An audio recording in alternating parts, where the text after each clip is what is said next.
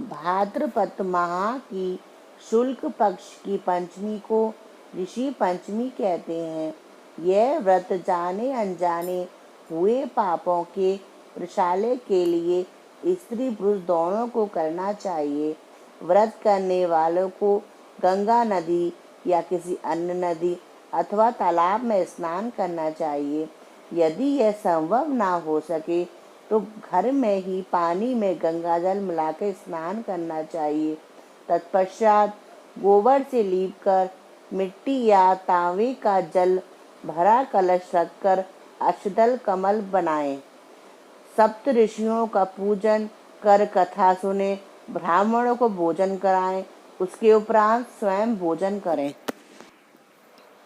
सिताश्व नाम का एक राजा एक बार ब्रह्मा जी से पूछा, पितामह, सब व्रतों में श्रेष्ठ और तुरंत फलदायक व्रत कौन सा है? उन्होंने बताया कि ऋषि पंचमी का व्रत सब व्रतों में श्रेष्ठ और पापों का विनाश करने वाला है।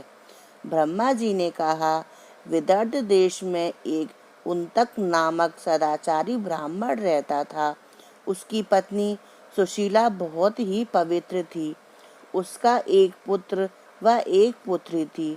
उसकी पुत्री विवाह उपरांत विधवा हो गई। दुखी ब्राह्मण दंपत्ति कन्या सहित गंगा तट पर कुटिया बनाकर रहने लगे। उतंत को समाधि में ज्ञात हुआ कि उसकी पुत्री पूर्व जन्म में रासवल्ला होने पर भी झूठे बर्तनों को छू लेती थी, जिसके उसके सारे शरीर में कीड़े पड़ गए। धर्मशास्त्रों में मान्यता है कि रासवल्ला स्त्री पहले दिन चांडालनी, दूसरे दिन ब्रह्मघातिनी, तीसरे दिन धोबी के समान अपवित्र होती है व चौथे दिन वह शुद्ध होती है। यदि वह शुद्ध मन से ऋषि पंचमी का व्रत व पूजन करेगी तो उसके सारे पाप मुक्त हो सकते हैं। पिता की आज्ञा मान उसकी पुत्री ने विधि पूर्वक ऋषि पंचमी का व्रत व पूजन किया। व्रत के प्रभाव से उसके सारे दुख दूर हो गए। दोस्तों, जो व्यक्ति श्रद्धा भाव से ऋषि पंचमी का व्रत व पूजन करता है, ऋषि भगवान उसकी सारी मनोकामना पूर्ण करते हैं।